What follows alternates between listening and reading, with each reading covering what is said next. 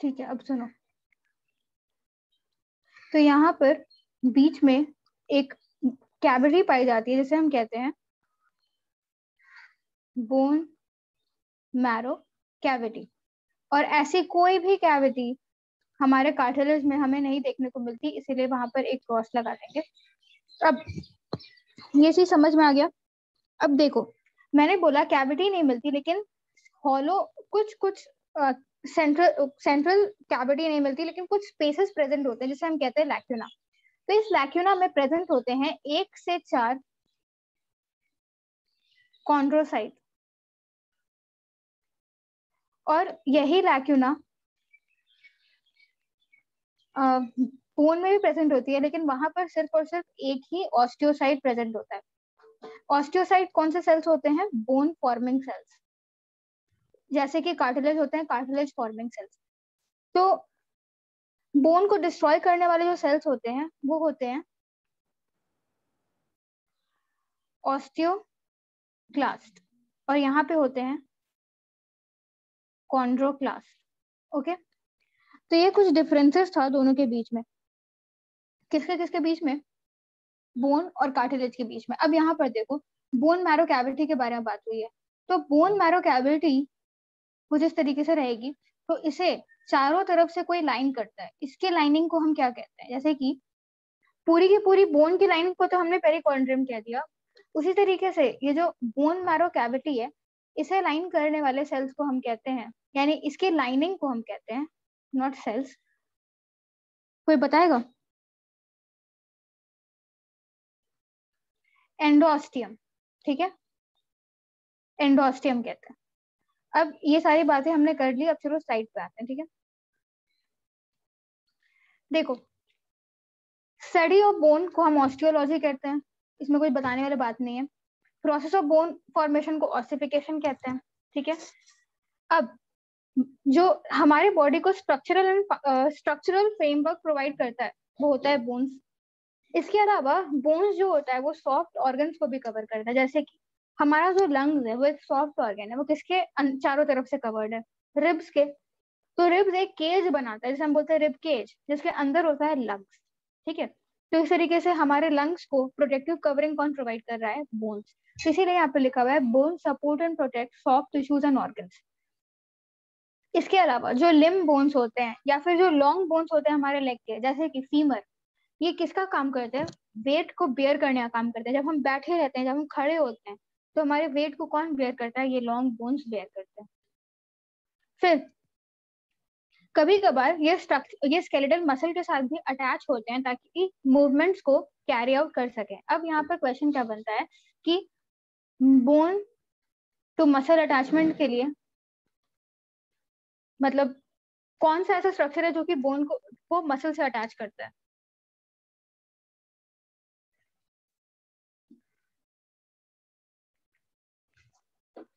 ये पढ़ाया हुआ चीज है, ऐसा नहीं है कि मैं पहली बार पढ़ा रही हूँ। किसी को पता है तो बताओ।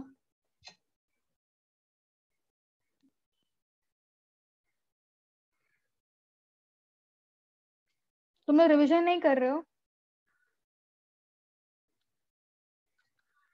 टेंडन बताया था मैंने, लिगामेंट्स और टेंडन्स दोनों के बारे में बताया था।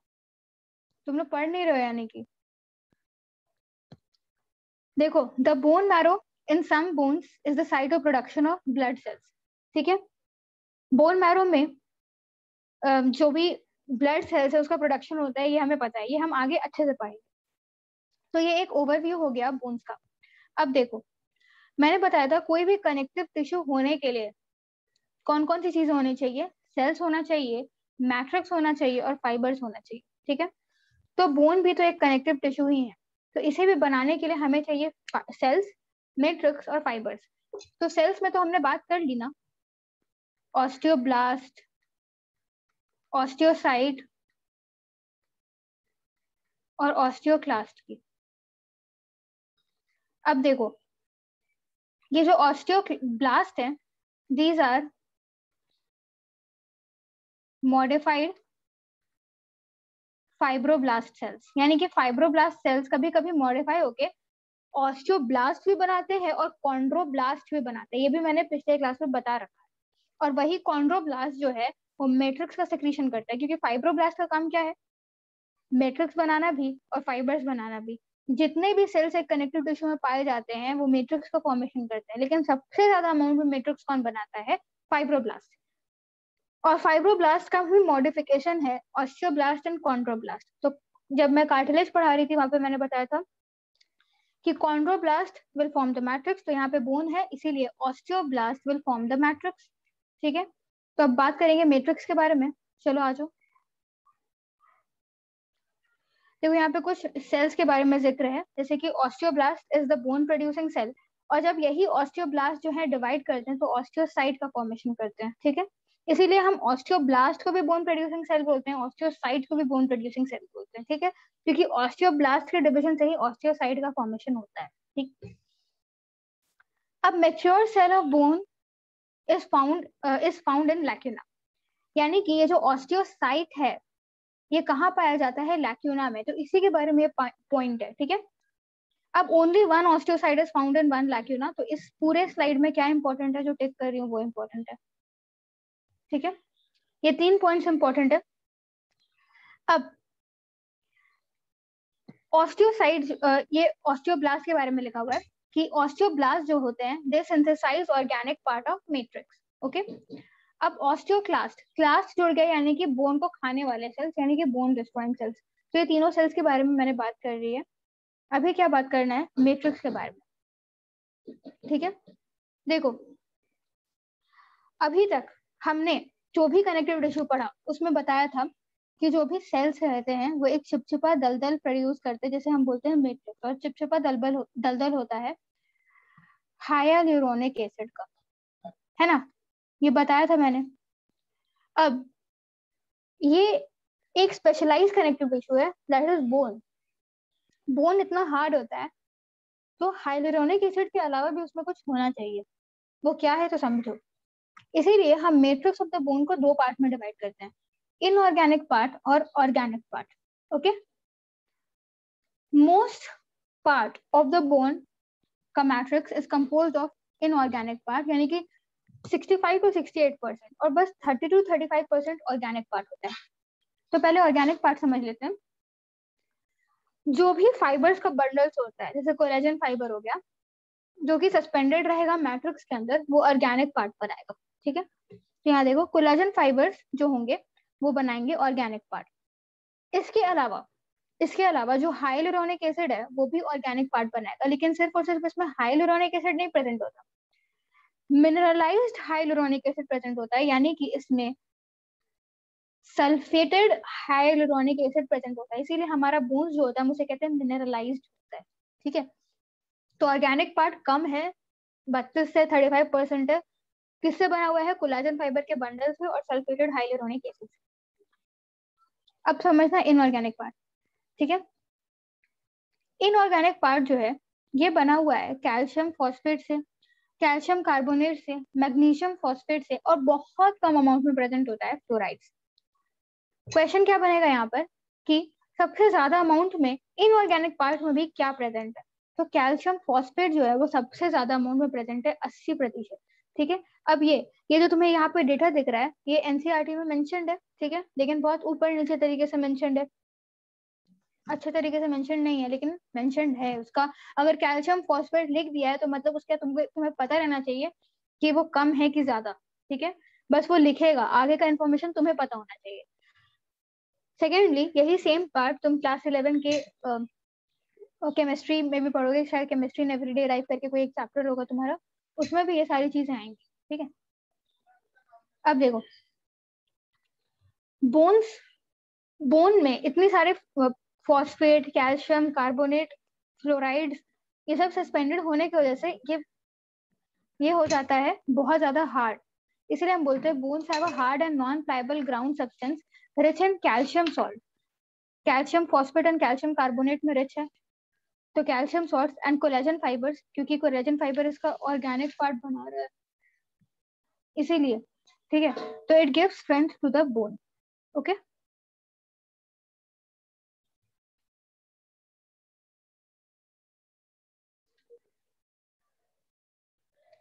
अब हमने सेल्स डिस्कस कर लिया, मैट्रिक्स डिस्कस कर लिया, फाइबर्स डिस्कस करने की बात है, ठीक है। सबसे पहले एक कंपैरेटिव स्ट्रक्चर देखो, ये है बोन, ठीक है। कार्टिलेज इस तरीके से दिखता था, ये हमने डिस्कस किया था। इसका बाहर का जो ब्राउन कलर का लेयर था उसे हमने कहा था पेरिकॉन्ड्रियम। पेरीफेरी पे अरेंज्ड इस तरीके सर्कुलर सेल्स जो तुम्हें दिख रहे हैं, दैट इज कॉन्ड्रोब्लास्ट, ओके। ये जो तुम्हें स्पेसेस दिख रहा है, दिस इज लैक्यूना। और इसके अंदर देखो, ये यहाँ पर सिर्फ और सिर्फ एक है, लेकिन यहाँ पर चार है, यानी कि 1 से 4 ऑस्टियोसाइट प्रेजेंट है। तो ये है कार्टिलेज। ये लास्ट क्लास में मैंने बता रखा है। ये है बोन। जो बातें अभी तक हमने की है वो इस डायग्राम में पहले देख लेते हैं, फिर आगे बढ़ेंगे।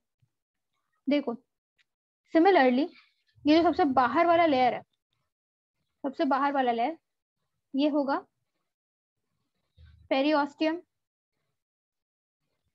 फिर ये कॉन्सेंट्रिकली अरेंज तुम्हें सेल्स दिख रहे हैं ना, व्हाइट कलर के, these are the osteoclast, sorry osteoblast,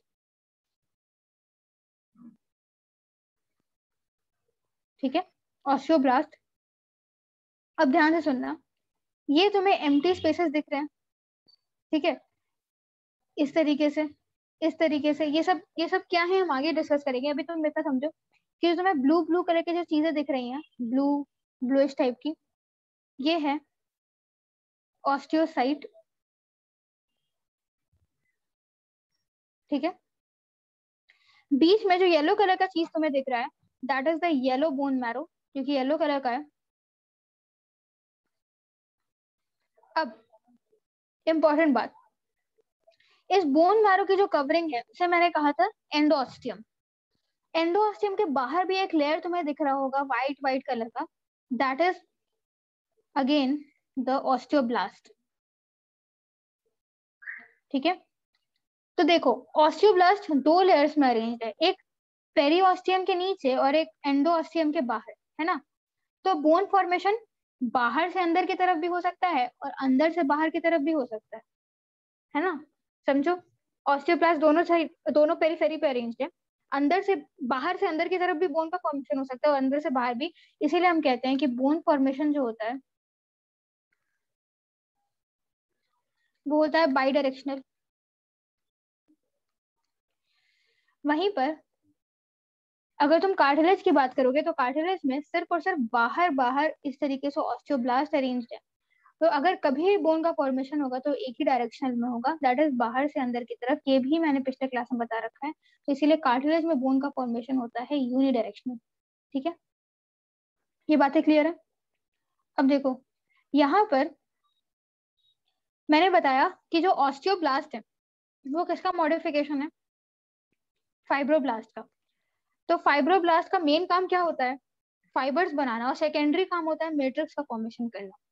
तो फाइब्रोब्लास्ट ही फाइबर्स का भी फॉर्मेशन करेंगे। और यहाँ पर फाइब्रोब्लास्ट नाम का कोई सेल नहीं प्रेजेंट है, ऑस्टियोब्लास्ट नाम का सेल प्रेजेंट है। तो यहाँ पे ऑस्टियोब्लास्ट फाइबर्स का फॉर्मेशन करते हैं। तो तुम्हें यहाँ पर ब्लूइश कलर के स्ट्रैंड्स देखने को मिल रहे होंगे। ये ब्लूइश कलर के जो स्ट्रैंड्स हैं, these are the collagen bundles, okay.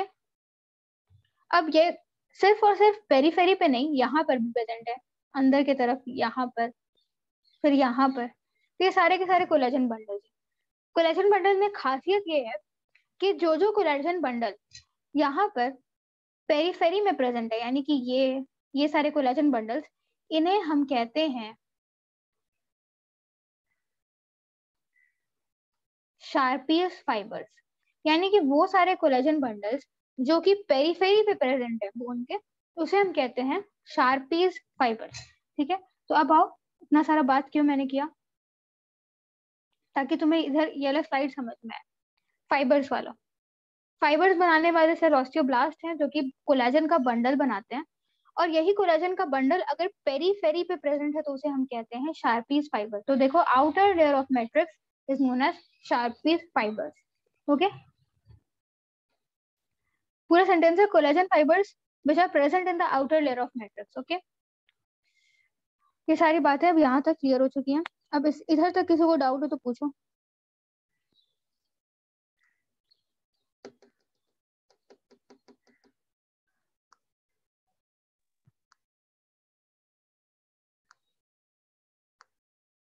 क्योंकि अब हम लॉन्ग बोन डिस्कस करने जाएंगे, इसीलिए किसी को कोई भी डाउट है, कुछ समस्या है तो पूछ लो।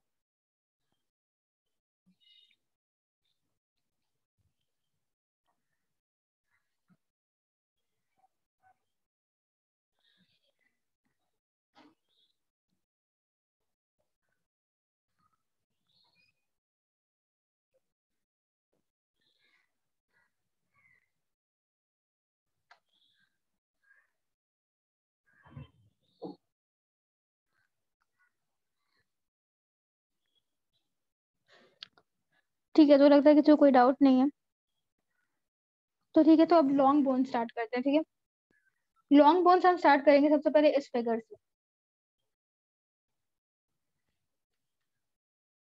Last topic of animal tissue, long bones. सबसे पहले हाँ या ना में जवाब देना। टीएस और एलएस में डिफरेंस पता है? ट्रांसवर्स सेक्शन और लॉन्गिट्यूडनल सेक्शन। Yes ma'am. ठीक है, तो ये कौन सा सेक्शन है बोन का? ट्रांसवर्स। ठीक है, तो चलो ये ट्रांसफर सेक्शन है बोन का। जिसे नहीं पता है उसके लिए, जब हम चीजों को अलोंग द लॉन्ग एक्सेस काटते हैं तो ये होता है एलएस, लॉन्गिट्यूडनल सेक्शन, और जब हम किसी चीज को परपेंडिकुलरली काटते हैं तो वो होता है टीएस। तो यहाँ हमने बोन को परपेंडिकुलरली काटा है, तो ये ट्रांसफर सेक्शन है बोन का। ठीक है, अब ध्यान से, बीच में येलो बोन मैरो है। ठीक है, बाहर में पेरीऑस्टियम था, मैंने बताया था।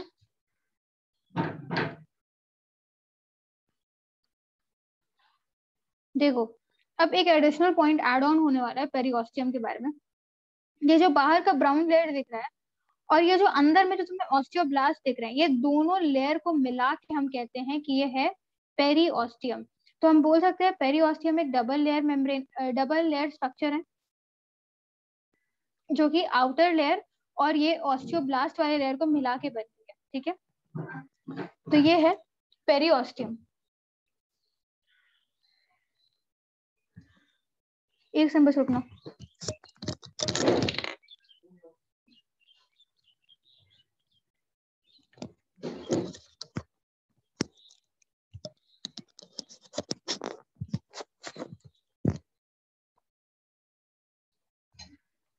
ठीक है, अब तो पेरीऑस्टियम हमने कर लिया। अब देखो, जो बोन की अगर हम बात करें तो बोन के अंदर जो मैट्रिक्स होता है उसे हम दो डिविजन्स में डिवाइड करते हैं। एक होता है पेरिफेरल यानी कि बाहर की तरफ, और एक होता है सेंट्रल यानी कि अंदर की तरफ। यानी कि जो बोन मैरो कैविटी के चारों तरफ तुम्हें मैट्रिक्स दिखता है दैट इज सेंट्रल, और बाहर की तरफ होता है पेरिफेरल। इसके अलावा जो मैट्रिक्स होता है वो बहुत सारे लेयर्स में भी अरेंज रहता है। ये सिर्फ और सिर्फ बोन्स के बारे में, ठीक है ना, कार्टिलेज के बारे में ये चीज नहीं है। मैट्रिक्स जो होता है वो बहुत सारे लेयर्स के फॉर्म में अरेंज रहता है और उसी लेयर को हम कहते हैं लैमेला। तो अब कहीं बेबी तुम्हें लैमेला वर्ड सुनने में आए तो समझ लेना कि ये बोन में जो अरेंज लेयर्स ऑफ मैट्रिक्स है उसे ही कहा जा रहा है लैमेला। ठीक है, अब मैंने बताया था कि ये जो ब्लू कलर के स्ट्रक्चर्स तुम्हें दिख रहे हैं दीज आर द ऑस्टियोसाइट। ठीक है, ऑस्टियोसाइट है। अब देखो, इस तरीके से ऑस्टियोसाइट्स पाए जाने की वजह से तुम खुद से देख सकते हो कि जो मैट्रिक्स है वो कितने सारे लेयर्स में डिवाइडेड है। ये पहला लेयर, दूसरा लेयर, तीसरा लेयर, चौथा लेयर, पांचवा लेयर, 5 डिफरेंट लेयर्स में डिवाइड हो गया है मैट्रिक्स, अगर तुम ध्यान से देख पा रहे हो तो। क्योंकि यहाँ पर इस तरीके से अरेंजमेंट है ऑस्टियोसाइट्स का। Blue blue colour is the arrangement of osteocytes. ठीक है, और जो मैंने मार्क किया है blue colour say that is the lamellar arrangements of the matrix. ठीक है, तो ये तुम्हें समझ में आ गया होगा आई होप। ठीक है, अब इसमें तुम्हें क्या ध्यान रखना है, ये जो लैमेलर अरेंजमेंट होता है ऑस्टियोसाइट्स का, sorry I am really sorry, ये लैमेलर अरेंजमेंट होता है मैट्रिक्स का, इसे हम कहते हैं हेवर्शियन लैमेला। अब देखो यहाँ से ना थोड़ा सा जो चीजें है ना वो थोड़ी टफ होना स्टार्ट हो जाती है, लेकिन तुम्हें पूरा समझना है इस चीजों को। ठीक है, ये एनसीईआरटी में मेंशन नहीं है, लेकिन क्वेश्चन पूछा जाता है कि हैवर्शियन सिस्टम क्या है, वॉक्समैन कैनाल क्या है, हैवर्शियन कैनाल क्या है, तो इसीलिए ध्यान से सुनना। तो ये हैवर्शियन लैमेला क्या है, जो कॉन्सेंट्रिक अरेंजमेंट है मैट्रिक्स का, उसे हमने कहा हैवर्शियन लैमेला। बीच में तुम्हें एक व्हाइट कलर का कैनाल दिख रहा है, that is the Haversian canal, ठीक है। और यही हैवर्शियन कैनाल के अंदर प्रेजेंट होते हैं ब्लड वेसल्स एंड नर्व्स, ठीक है। अब जिन्होंने घर जाकर कार्टिलेज वाला चीज और चीज रिवाइज की थी, उन्हें ये पता है कि मैंने बताया था कि कार्टिलेज में ब्लड सप्लाई एब्सेंट होती है, पेरिकॉन्ड्रियम में ब्लड सप्लाई प्रेजेंट होती है, डिफ्यूजन के माध्यम से अंदर वाले सेल्स को ब्लड सप्लाई मिल जाती है, ठीक है। मैंने ये चीज बताया था वहां पर भी कि लेकिन बोन्स में ब्लड सप्लाई प्रेजेंट होती है। अब वो क्यों प्रेजेंट होती है, वो ये इसका आंसर है क्योंकि यहाँ पर हैवर्शियन कैनाल प्रेजेंट है। हैवर्शियन कैनाल के अंदर ब्लड वेसल्स और नर्व्स प्रेजेंट है, जिसकी वजह से ब्लड सप्लाई प्रेजेंट है, ठीक है। अब ये तीनों लेयर यानी ऑस्टियोसाइट, हैवर्शियन लैमेला और हैवर्शियन कैनाल को मिलाकर हम कहते हैं हैवर्शियन सिस्टम, या फिर इसका दूसरा नाम है ऑस्टियन। और यही ऑस्टियन जो है, it is the functional unit of a bone, ठीक है। क्वेश्चन यही आता है कि which is the functional unit of a bone. तो ऐसे हैवर्शियन हैवर्शियन हैवर्शियन तुम अगर याद करके जाओगे तो नहीं होगा, क्योंकि it is Haversian system, neither Haversian lamella neither Haversian canal, okay. अब ये हो गया। अब आ जाओ एंडोस्टियम पे। क्योंकि पेरिओस्टियम एक डबल लेयर स्ट्रक्चर है, उसी तरीके से एंडोस्टियम भी एक डबल लेयर स्ट्रक्चर है, यानी कि ये भी ये ग्रीन कलर के स्ट्रक्चर से मिलकर बनी हुई है और उसके बाहर जो ऑस्टियोब्लास्ट हैं उनसे मिलकर बनी हुई है, तो it is also double layer, ठीक है। अब शार्पीज फाइबर के बारे में मैंने बता दिया। बोन मैरो कैविटी के बारे में बताया कि वो येलो बोन मैरो है, ठीक है। अब इसके बाद जो हमें पढ़ना है, ये देखो, ये तुम्हें डॉटेड स्ट्रक्चर्स दिख रहे हैं बाहर की तरफ, ये तीन तीन, ये क्या है, दीज आर द ऑस्टियोक्लास्ट, यानी कि बोन को खाने वाले सेल्स। ये पूरा का पूरा टीएस तुम्हें समझना था बोन के बारे में, ठीक है। अब यही सारी चीजें नीचे लिखी हुई होंगी कहीं पे, यही सारी चीजें यहाँ पर लिखी हुई हैं, लेकिन लिखा हुआ है एपीफाइसिस,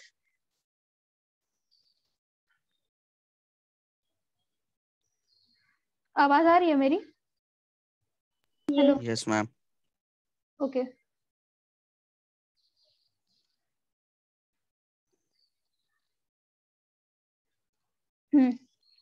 अब यही ये सारी चीजें हो गई, लेकिन यहाँ पर एपीफाइसिस, डायाफाइसिस, मेटाफाइसिस लिखा हुआ है, तो अभी हमें वही समझना है कि क्या है। अभी तक तुमने टीएस अच्छे से जान लिया, तो अब देखना। हाँ मैम हेलो, स्क्रीन शो नहीं हो रहा। एक सेकंड,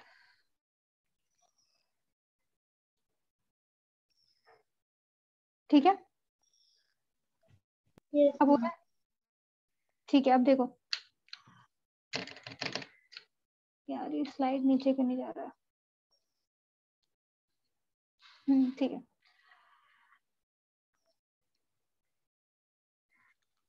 अब देखो, जो लॉन्ग बोन है आगे हमें वही देखना है। लॉन्ग बोन का तुमने टीएस देख लिया, आधा से ज्यादा पार्ट वही डिफिकल्ट वाला होता है, वो तुमने देख लिया। अब जो हम डिस्कस करेंगे that is a long bone.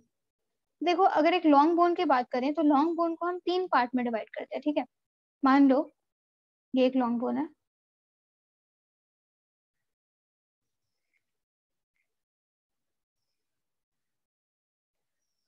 ठीक है, ये एक लॉन्ग बोन है। इसे हम तीन पार्ट में डिवाइड करते हैं, वो तीन पार्ट होते हैं एपीफाइसिस, डायाफाइसिस और मेटाफाइसिस, ठीक है। अब ये तीन पार्ट कैसे होते हैं तो समझो। ये जो ऊपर का पार्ट होता है that is known as the epiphysis, ठीक है। ऊपर का पार्ट इज एपीफाइसिस। अब एपीफाइसिस के बारे में एक बहुत ही खास बात है। वो खास बात क्या है कि अगर हम एपीफाइसिस की बात करते हैं ना, तो हम इसे कहते हैं स्पॉन्जी बोन। क्यों, आगे बात करेंगे, ठीक है। ये शाफ्ट वाला पार्ट है, ये हेड वाला पार्ट को तो हमने क्या कह दिया, एपिफाइसिस है। जो शाफ्ट वाला पार्ट है ये पूरा का पूरा, this is known as the diaphysis. ठीक है, शाफ्ट वाला पार्ट पूरा का पूरा डायाफाइसिस है। बीच में जो तुमको तुम्हें ये वाला पार्ट दिख रहा है ब्लूइश कलर से जो मैंने मार्क किया है, इट इज द मेटाफाइसिस।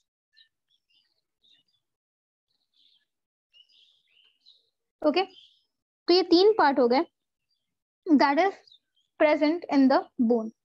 ठीक है, अब ध्यान से सुनना, इसके बाद बस मुझे 5 मिनट का टाइम दो।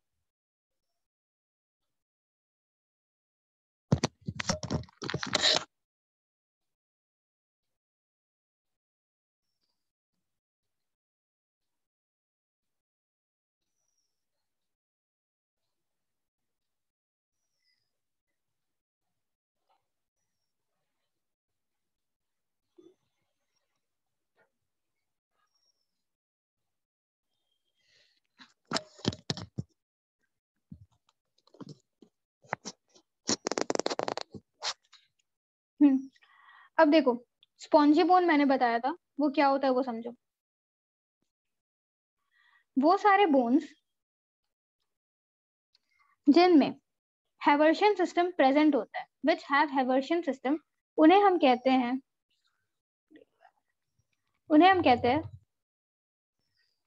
Compact bone. और जिन किन्हीं में भी हैवर्शियन सिस्टम नहीं प्रेजेंट होते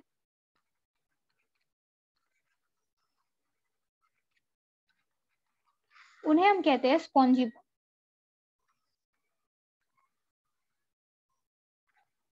ठीक है, यानी जिसमें हैवर्शियन सिस्टम प्रेजेंट, कॉम्पैक्ट।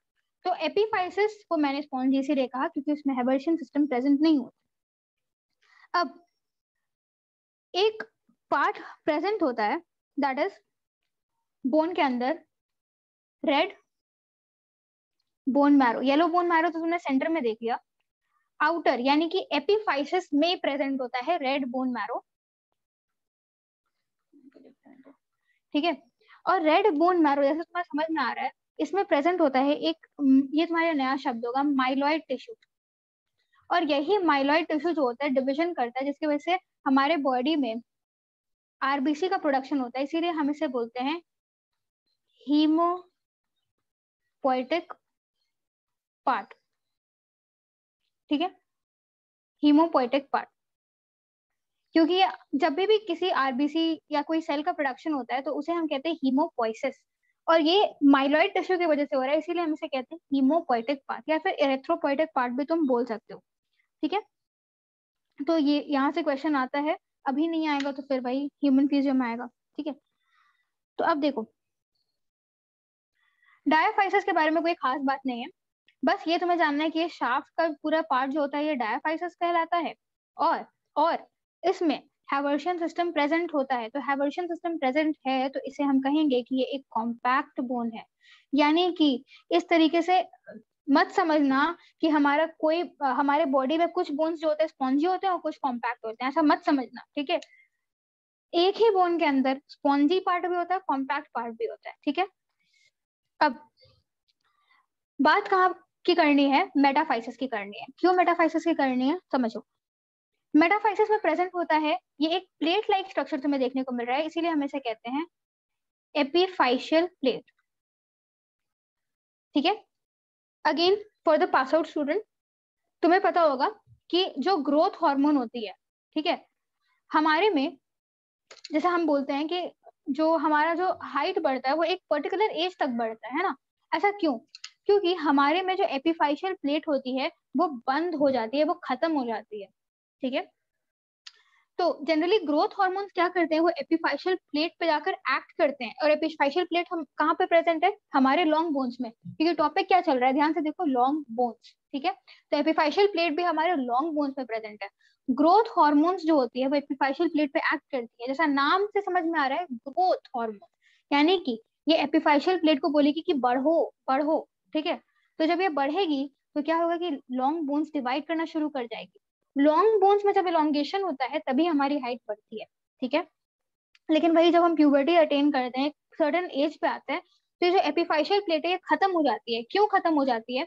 क्योंकि इसे खा लिया जाता है। खाने वाली सेल्स होती हैं ऑस्टियोक्लास्ट, ठीक है, ऑस्टियोक्लास्ट इसे खा के खत्म कर देती हैं। तो ग्रोथ हार्मोन तो हमारे बॉडी में है, लेकिन ये एक्ट कहाँ करेगी? इस वजह से ये एक्ट नहीं कर पाती उसके ऊपर, तो हमारा हाइट नहीं बढ़ता, ठीक है। तो ये हार्मोन वाले चैप्टर से है। आई होप पास आउट वाले बच्चों को समझ में आ गया होगा।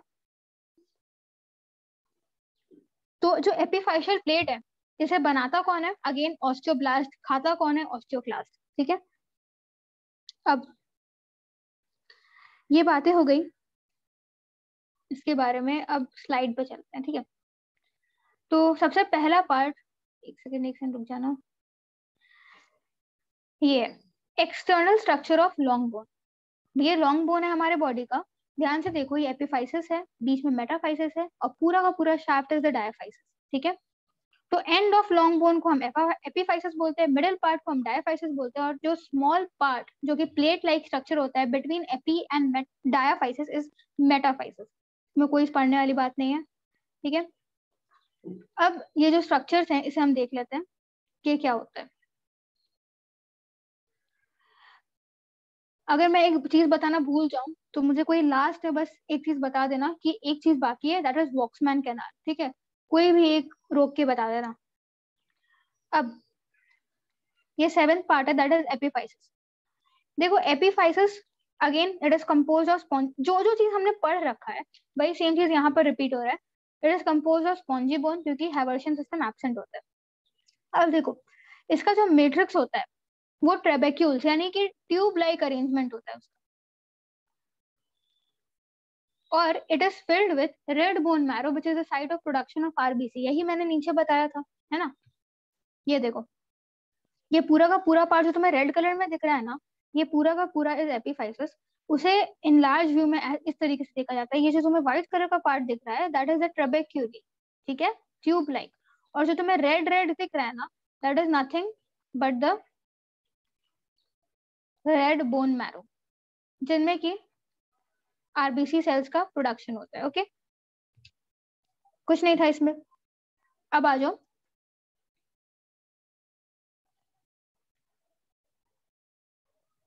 डायाफाइसिस पे। देखो ये जो डायाफाइसिस है शाफ्ट वाले पार्ट है, ठीक है। इसी में, इसी डायाफाइसिस को जब तुम यहाँ से हमने टीएस लिया था, इसीलिए ये जो ऊपर में तुम्हें जो ये डायग्राम था यहाँ पर तुम्हें येलो बोन मैरो तुम्हें देखने को मिल रहा था। क्यों? क्योंकि हमने टीएस कहाँ से लिया है? डायाफाइसिस के लेवल से। अगर हम एपिफाइसिस के लेवल से लेते तो तुम्हें रेड बोन मैरो दिखता, ठीक है, क्योंकि red bone marrow is filled at the place of epiphysis और येलो बोन मैरो प्रेजेंट है डायाफाइसिस में, ठीक है। इसलिए टीएस जो ऊपर से हमने लिया है, जो ऊपर से हमें दिख रहा है, that is at the level of diaphysis. तो hollow cavity which is present is known as bone marrow cavity which is filled with YBM यानी कि yellow bone marrow, ओके। अब येलो बोन मैरो का मतलब क्या होता है? कौन से फैट से ये फिल्ड है? Then it is filled with white fat. पढ़ा है ना हमने, white fat, brown fat. Brown fat जो होता है हाइबरनेटिंग मैमल्स एंड जो न्यू बॉर्न बेबी है उनमें प्रेजेंट होता है। और व्हाइट फैट जब बहुत ज्यादा इकट्ठे हो जाते हैं वो येलो कलर के दिखने लगते हैं, इसलिए इन्हें हम बोलते हैं येलो फैट, ठीक है, सॉरी येलो बोन मैरो। अब इसमें एवर्शन सिस्टम प्रेजेंट होता है, इसीलिए हम इसे कहते हैं कॉम्पैक्ट बोन। सारी चीजें जो नीचे डिस्कस कर चुके थे वही डिस्कस यहाँ पे कर रहे हैं। Third part is the metaphysis. देखो यहाँ पर एपिफाइशियल प्लेट का जिक्र है which is responsible for elongation of bone. अब तो मैंने यहाँ से बता भी दिया कि हार्मोन से कैसे रिलेटेड है, तो आई होप तुम्हें ये याद करने की जरूरत नहीं होगी। तो after complete development of long bones this plate is destroyed, ये भी मैंने बता दिया, ठीक है। अब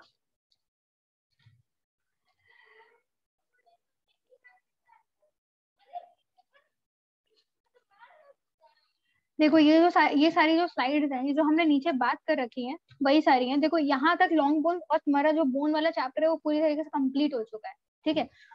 अब ये कुछ स्लाइड्स बच गए हैं, वही तुम्हें मुझे याद दिलाना था, लेकिन ठीक है। ये सारी चीजें हमने पढ़ रखी हैं। जैसे पेरियोस्टियम, ये पार्ट्स ऑफ द बोन है। Periosteum it consist of 2 layers, outer layer that is WFCT which is जिसमें ब्लड सर्कुलेशन प्रेजेंट होता है, और इनर लेयर जो होता है सॉरी ऑस्टियोब्लास्ट का होता है। तो ये डबल लेयर्ड है, वेर में बताया था, है ना। अब देखो इसके बाद मैट्रिक्स की बात करेंगे। मैट्रिक्स में मैंने हेवर्शियन कैनाल के बात बताई थी कि ऑस्टियोसाइट, हेवर्शियन लैमेला और हेवर्शियन कैनाल तीनों मिलके बनाते हैं। कोई बताएगा क्या मिलके बनाते हैं? मैम क्या क्वेश्चन है? मैं कुछ ज्यादा जल्दी बोल रही हूँ क्या? No ma'am, no ma'am. देखो, हेवर्शियन कैनाल, हेवर्शियन लैमेली और ऑस्टियोसाइट तीनों मिलके क्या बनाते हैं? Haversian system. हाँ, very good. Osteon. Osteon, good good. ठीक है, तो यही बातें यहाँ पर रिपीट हो रही हैं जो हमने पहले पढ़ रखा है। चलिए मैं रिपीट कर देती हूँ। In the matrix of bone two types of canals are present. एक है हेवर्शियन कैनाल जो यहाँ पे तुम्हें देख रहा है, व्हाइट कलर का structure, longitudinal canals which are arranged parallel to the long axis of the bone। ठीक है, और इसमें प्रेजेंट थे दो चीजें, एक ब्लड कैपिलरी और एक नर्व। ये मैंने बताया, नहीं बताया था वो है वॉक्समैन कैनाल। तो ये देखो वॉक्समैन कैनाल क्या होता है।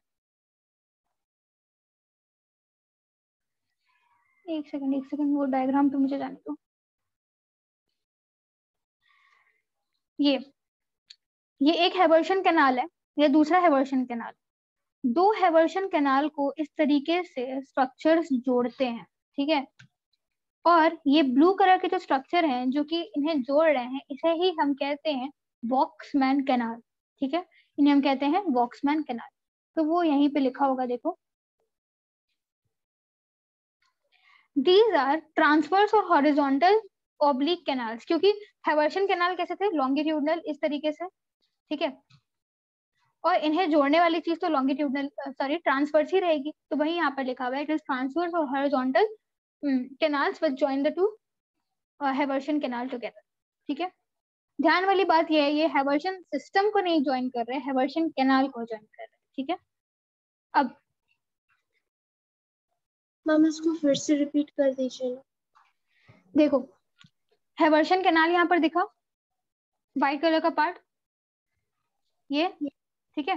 तो ये ये पूरा का पूरा लॉन्गिट्यूडनल स्ट्रक्चर है, इस तरीके से बोन में, इस तरीके से पैरेलली अरेंज स्ट्रक्चर है, long axis of the bone के पैरेलली अरेंज्ड है। ठीक है, तो ये हेवर्शियन कैनाल हो गया, ये दूसरा हेवर्शियन कैनाल हो गया। इसे ज्वाइन करने वाले स्ट्रक्चर को हम बोलते हैं वॉक्समैन कैनाल। ठीक है, डॉटेड स्ट्रक्चर जो है ये वॉक्समैन कैनाल है। तो जो दो लॉन्गिट्यूडनल स्ट्रक्चर है उसे एक हॉरिजॉन्टल स्ट्रक्चर ही ज्वाइन करेगी, तो वॉक्समैन कैनाल हॉरिजॉन्टल कैनाल होती है। और सेकेंडली, वॉक्समैन कैनाल हेवर्शियन सिस्टम को नहीं ज्वाइन करती, ठीक है, हेवर्शियन कैनाल को ज्वाइन करती है। ठीक है, ये मैंने बताया। Okay, okay ma'am.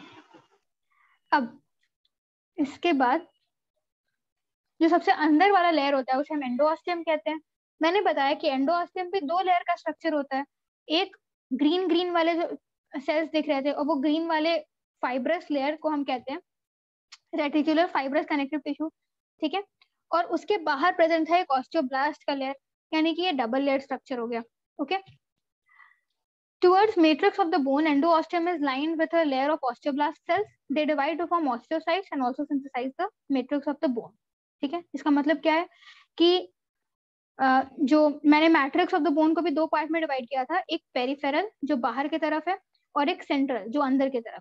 ठीक है, तो यहाँ पर ऑस्टियोब्लास्ट इस तरीके से अरेंज है जो कि ऑस्टियोसाइट बनाएंगे, और यही ऑस्टियोब्लास्ट जो है मैट्रिक्स भी बनाएंगे, क्योंकि osteoblast are the modification of fibroblast. फिर बोन मैरो कैविटी की जिक्र की गई है यहाँ पर। सेंट्रल रीजन में एक हॉलो कैविटी प्रेजेंट होता है जो कि हम बोलते हैं येलो बोन मैरो कैविटी। और वो येलो क्यों होता है, क्योंकि वो व्हाइट फैट से मिलकर बना हुआ होता है। तो ये उसका ही यहाँ पर एक डायग्राम दिया हुआ है। अब इसमें एक चीज जो तुम्हें ध्यान से सुननी है, अभी तक तो सब चीज वो रिपीट ही हो रही थी जो मैंने स्टार्टिंग से पढ़ा रखी है। कैनालिकुलाई क्या होता है, ठीक है, कैनालिकुलाई ध्यान से सुनना, ठीक है। ये चीज नहीं पढ़ाया हुआ है अभी, फिर नया चीज पढ़ रहे हो तुम लोग, समझना। ये जो तुम्हें ये स्ट्रक्चर यहाँ पर दिखने को मिल रहा है, आई होप मेरा पॉइंटर तुम्हें दिख रहा होगा। ठीक है, ये स्ट्रक्चर यहाँ पर है, उसी को हमने इस तरीके से काट कर यहाँ डाल दिया। ठीक है, तो यहाँ पर क्या क्या दिख रहा है, रुको मेरा पॉइंटर का कलर मुझे चेंज करने दो। देखो ये जो ग्रीन कलर के स्ट्रक्चर्स हैं जो मैंने अभी ग्रीन किया, दीज आर द ऑस्टियोसाइट। ठीक है, प्रेजेंट कहाँ है? देखो व्हाइट कलर के जो ये एक स्पेस लाइक स्ट्रक्चर तुम्हें दिख रहा है जहां पर ये प्रेजेंट है। ये देखो पूरा का पूरा जो ग्रीन एरिया मैंने अभी बनाया है बड़ा सा, ये वहां पर प्रेजेंट है। तो ये एक हॉलो स्पेस तुम्हें देखने को मिल रहा है। तो इसी हॉलो स्पेस को हम कहते हैं लैक्यूनी। ओके, मजे की बात ये है कि जो ऑस्टियोसाइट होते हैं ना, इसका खुद का प्रोसेस होता है। प्रोसेस यानी कि ये स्टार शेप इस तरीके से होता है। जब भी हम इन्हें बनाते हैं ना, इन्हें ऐसे बनाते हैं। तो यहाँ पर भी वैसे ही है, ध्यान से देखो। ये एक ऑस्टियोसाइट है, रुको यार मुझे पेन का कलर चेंज करने दो फिर से। ये एक ऑस्टियोसाइट है, ये दिख रहा है, इसका एक प्रोसेस, इसका दूसरा प्रोसेस। ये एक ऑस्टियोसाइट है, इसका एक प्रोसेस और इसका दूसरा प्रोसेस। ठीक है, तीसरा ऑस्टियोसाइट, उसका एक प्रोसेस, दूसरा, और ये एक और ये एक। समझ में आया? ठीक है, तो ये जो प्रोसेसेस हैं ये कहाँ प्रेजेंट है? ये एक ट्यूब लाइक स्ट्रक्चर तुम्हें दिख रहा है, व्हाइट कलर का ट्यूब लाइक स्ट्रक्चर, इसे हम कहते हैं कैनालिकुलाई। तो कैनालिकुलाई का काम क्या होता है? कैनालिकुलाई का काम ये होता है कि it connects the cytoplasmic processes of two osteocyte। ठीक है, ये तुम्हें ट्यूब लाइक स्ट्रक्चर पूरा का पूरा दिख रहा है। रुको मुझे हाईलाइट कर देती हूँ, मुझे नहीं पता मेरा हाईलाइटर तुम्हें दिख रहा है कि नहीं। ये पूरा का पूरा ट्यूब लाइक प्रोसेस जो तुम्हें दिख रहा है, इट इज द कैनालिकुलाई। ओके, अब समझो इसके बाद जो तुम्हें समझना है, ये बीच में ये पूरा का पूरा जो पार्ट दिख रहा है, दैट इज द हेवर्शियन कैनाल। देखो ये बीच में व्हाइट कलर का पार्ट है, इसी को तो यहाँ पे दिखाया है, और इसके चारों तरफ इस तरीके से कॉन्सेंट्रिकली अरेंज्ड ऑस्टियोसाइट्स प्रेजेंट है। अब तुम देखो मैट्रिक्स कितने पार्ट में डिवाइड हो गई? हेवर्शियन कैनाल के बाहर, ठीक है, यहाँ पे कैनालिकुलाई के बाहर और कैनालिकुलाई के अंदर। ठीक है, इसीलिए हम यहाँ पे बोलते हैं कि यहाँ पर जो मैट्रिक्स है वो लेयर्स के फॉर्म में अरेंज है, यानी कि लैमेला के फॉर्म में अरेंज है। तो ये एक पॉइंट था जो कि मैंने नहीं समझाया था, जो अब मैंने समझा दिया है। किसी को कोई यहाँ तक दिक्कत है तो पूछो, फिर ये वाला डायग्राम मैं एक्सप्लेन करूंगी।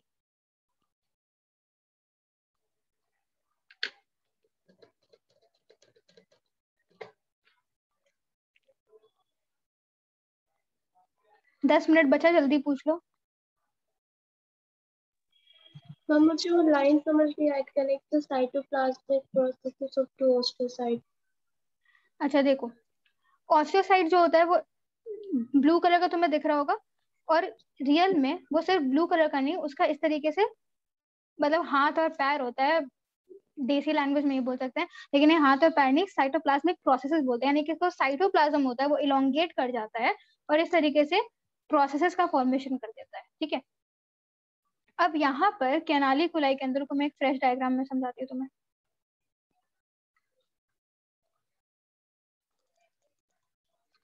ये देखो, ये एक ऑस्टियोन है, सॉरी ऑस्टियोसाइट है, ये एक ऑस्टियोसाइट है, इसका ये साइटोप्लाज्मिक प्रोसेस, दूसरे ऑस्टियोसाइट का ये साइटोप्लाज्मिक प्रोसेस। ठीक है, दोनों के दोनों को जोड़ा जा रहा है, एक इस तरीके से ट्यूब बना हुआ है, उस फिगर में देखना, इस तरीके से ट्यूब बना हुआ है। ठीक है, तो इन दोनों प्रोसेसेस जहां पर आके जुड़ रहे हैं, ये कहां पर जुड़ रहे हैं? इस ट्यूब के अंदर जुड़ रहे हैं। तो इससे इस पॉइंट को हम कहते हैं, यानी कि इस स्ट्रक्चर को हम कहते हैं कैनालिकुलाई। कैनल लाइक स्ट्रक्चर है। कैनाल्स तुमने पढ़ा होगा, डैम्स में कैनाल्स होते हैं, उसमें वाटर जाता है। तो वैसे ही यहाँ पर कैनालिकुलाई कैनाल लाइक स्ट्रक्चर है, जो कि इधर से आने वाले साइटोप्लाज्मिक प्रोसेस, यानी एक ऑस्टियोसाइट के साइटोप्लाज्मिक प्रोसेस को दूसरे ऑस्टियोसाइट के साइटोप्लाज्मिक प्रोसेस से कनेक्ट करते हैं। ठीक है, समझ में आया कि फिर से एक्सप्लेन करूं? नो मैम, समझ आ गया। अब आ जाओ इधर, तो ये समझ में आ गया। तो ये अगेन ये एक कट सेक्शन है, इंपॉर्टेंट नहीं है इसका डायग्राम। कहाँ गया मेरा पॉइंटर यार? हाँ, इसका डायग्राम इंपॉर्टेंट नहीं है अगेन। ठीक है, बीच में एक तुम्हें एम्प्टी स्पेस दिख रहा है, तो यहाँ पर कुछ ये वही क्या होगा, हैवर्शियन कैनाल होगा, और इसके डिफरेंट डिफरेंट कैनालिकुलाइज तुम्हें देखने को मिल रहे हैं जो इसी तरीके से कनेक्ट कर रहे हैं चीजों को, मतलब दो ऑस्टियोसाइट के साइटोप्लाज्मिक प्रोसेसेस को। अगेन ये डायग्राम तुम्हारे एनसीईआरटी का नहीं है, नीट में नहीं आएगा, बस ये आगे कैनालिकुलाई क्या होता है। ये डायग्राम ज्यादा बेटर है, लेकिन अगेन ये डायग्राम जो है ये एमबीबीएस बुक से ली गई है, तो ये बस तुम समझने के लिए ये देख सकते हो, लेकिन क्वेश्चंस नहीं आएंगे इस डायग्राम से उठा के कि बताओ ये कौन सा स्ट्रक्चर है, ये कौन सा स्ट्रक्चर है, ऐसे नहीं आएगा, ठीक है। तो ये कंप्लीट होता है, लेकिन लास्ट में एक टॉपिक बच जाता है, that is types of bones, ठीक है। अब देखो हमारे बॉडी में 4 डिफरेंट टाइप्स ऑफ बोन्स होती है, ठीक है। उसमें सबसे पहला है कार्टिलेजिनस बोन्स।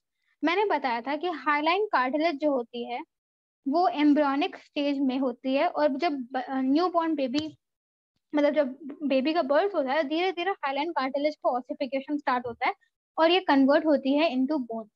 तो मैक्सिमली जो हाइलाइन कार्टिलेज होता है वही बोन्स में ऑसिफाई करता है और कन्वर्ट होता है, ठीक है। तो इस तरीके के बोन्स को जो कि कार्टिलेज से डेवलप हो रहे हैं उसे हम कहते हैं कार्टिलेजिनस बोन्स, ठीक है। क्योंकि ये कार्टिलेज से डेवलप हो रहे हैं इसीलिए कार्टिलेज को रिप्लेस कर रहे हैं, इसीलिए हम इसे कहते हैं रिप्लेसिंग बोन्स या फिर एंडोकॉन्ड्रल, कॉन्ड्रल यानी कि कार्टिलेज, ठीक है। तो वही लिखा है, they are formed by the ossification of cartilage and in अब देखो यहाँ पर इस स्टेटमेंट का मतलब क्या है। बोन्स का फॉर्मेशन हो रहा है तो जो सेल्स एक्टिव होंगे इट विल बी ऑस्टियोब्लास्ट, ठीक है। खत्म कौन से हो रहे हैं, कार्टिलेज, कार्टिलेज खत्म हो रहा है तो यहाँ पर इन्हें खाने वाले सेल्स आएंगे, दैट इज कॉन्ड्रोक्लास्ट, तभी ना बोन बनेगा। तो वही लिखा हुआ है, it require 2 types of cell, chondroclast and osteoblast. और इसका एग्जांपल क्या है, maximum bones of our body, जैसे कि उसमें 1-2 एग्जांपल दे दिया है तुम्हें, लिम्ब बोन्स, रिब्स, ठीक है। ये पहला बोन हो गया। अब दूसरा है मेम्ब्रेनस बोन। मेम्ब्रेनस बोन में क्या होता है कि ये ossification of the connective tissue से बनती है, यानी कि मान लो कि जो कोलाजन फाइबर के बंडल्स हैं उनके चारों तरफ ऑसिफिकेशन हो गया, यानी कि कैल्शियम का डिपोजिशन हो गया और उससे बोन बन गया, उसे हम कहते हैं मेम्ब्रेनस बोन, ठीक है। इसमें कुछ इंपॉर्टेंट नहीं है, ठीक है, बस 1-2 एग्जाम्पल इसमें इंपॉर्टेंट है, जो वो जब जहां पर आएंगे वो मैं बता दूंगी। तो इसमें एग्जाम्पल्स तुम्हें नहीं याद करने, तुम्हें सिर्फ और सिर्फ क्या याद करना है कि membranes bone is formed by the ossification of connective tissue of the dermis, connective tissue यानी कि फाइबर्स जैसे कोलाजन फाइबर्स एंड। इंपॉर्टेंट क्या है, पहला कार्टिलेजिनस बोन इंपॉर्टेंट है, दूसरा जो इंपॉर्टेंट है that is the sesamoid bones. बहुत इंपॉर्टेंट है क्योंकि ये जो बोन्स होते हैं ये ऑसिफिकेशन ऑफ टेंडन से बनते हैं। टेंडन, टेंडन क्या होते हैं, जो बोन्स को मसल से जोड़ते हैं, ठीक है, उसे हम कहते हैं टेंडन। तो अगर ये टेंडन में ही कैल्शियम सॉल्ट्स का डिपोजिशन हो जाए तो ये ऑसिफाई कर जाएगा और इसे हम कहेंगे सिसमोइड बोन्स। इसका एग्जाम्पल है पटेला। पटेला क्या है, नी कैप, ठीक है। उस बहुत इंपॉर्टेंट, पता नहीं कितने बार पूछा गया है एग्जाम में, पीएमटी और नीट में अगर पूछा जाएगा तो बहुत मतलब बहुत ज्यादा स्कोरिंग क्वेश्चन है ये। Patella is an example of sesamoid bone and again the pisiform, यानी कि 2 पी से स्टार्ट होने वाले बोन सिसमोइड है, ठीक है। Pisiform is a wrist bone, both are sesamoid bones. अब नेक्स्ट है विसरल बोन्स। देखो ये एक ऐसा बोन होता है जो कि जनरली ह्यूमंस में नहीं पाया जाता, तो it is absent in humans, तो हमारे किसी काम का नहीं है। बस इसका डेफिनेशन याद कर लो कि ये होता क्या है। कभी कभी जो विसरल ऑर्गन्स होते हैं, यानी ऑर्गन्स हमारे बॉडी के अंदर जो ऑर्गन्स होते हैं वही ऑसिफाई कर जाते हैं और बोन्स का फॉर्मेशन कर देते हैं, तो उन्हें हम कहते हैं विसरल बोन्स। अगेन क्योंकि ह्यूमंस में एब्सेंट होते हैं तो तुम्हें बस इसका डेफिनेशन याद करना। तो इम्पोर्टेंट कौन कौन सा होगा, सबका डेफिनेशन तो इम्पोर्टेंट है, एग्जाम्पल किसका किसका इम्पोर्टेंट है, पहला कार्टिलेजिनस बोन्स और दूसरा सिसमोइड, ठीक है। तो दिस एंड्स एनिमल टिश्यू। अब तुम्हारा काम क्या है, क्वेश्चन सॉल्व करना, ठीक है। क्वेश्चन वैसे तो तुम्हें क्वेश्चन जैसे जैसे मैं कंप्लीट कराती जा रही थी टॉपिक्स तुम्हें वैसे ही सॉल्व करने थे। वहां पे जो मैंने मॉड्यूल शेयर किया है उसमें बिगनर बॉक्स 1, बिगनर बॉक्स 2 इस तरीके से करके टॉपिक वाइज क्वेश्चंस दिए हुए हैं, तो तुम्हें उसी दिन जाके सॉल्व करने से कोई दिक्कत नहीं है, अभी भी सॉल्व कर लो जाके। लेकिन स्टार्ट करोगे तो तुम बिगनर बॉक्स 1, फिर बिगनर बॉक्स 2, फिर लेवल 1, लेवल 2, और फिर अगर टाइम बचे तो लेवल 3, यानी कि लेवल 1 पहले करोगे, फिर प्रीवियस ईयर क्वेश्चन पहले करोगे, फिर लेवल 3 पे जाओगे, ये मैं बोल रही हूँ। लेकिन बिगनर बॉक्स वेरी इंपॉर्टेंट वो होना चाहिए, ठीक है। तो जो भी डाउट्स होंगे नेक्स्ट क्लास में पूछ लेना, क्योंकि टाइम हो चुका है और तुम्हारा शायद क्लास होगा, मुझे नहीं पता। मैम आपने सर दूसरे ग्रुप में सेंड किया है लाइक एलन का 11 तो कोई ऐसा बुक नहीं मिल रहा मेरे को। एक्चुअली मैंने दोनों ग्रुप में शेयर शायद किया था, कोई नहीं, मैं शेयर कर दूंगी फिर से। ओके मैम, प्रीवियस क्लास के नोट्स भेज दीजिएगा, आई वाज एब्सेंट तो लाइक अच्छा तुम एब्सेंट थी, अच्छा कोई दिक्कत नहीं है। रिकॉर्डेड लेक्चर्स हैं, कोई दिक्कत होगा तो पूछ लेना, जिसे भी दिक्कत होगा पूछ लेना, ठीक है। मैं नोट शेयर कर दूंगी, ठीक है। तो फिर मीटिंग एंड करते हैं। किसी को कोई दिक्कत होगा तो नेक्स्ट क्लास में पूछ लेना, क्योंकि टाइम हो चुका है, ठीक है। Okay ma'am, okay, thank you ma'am. Welcome.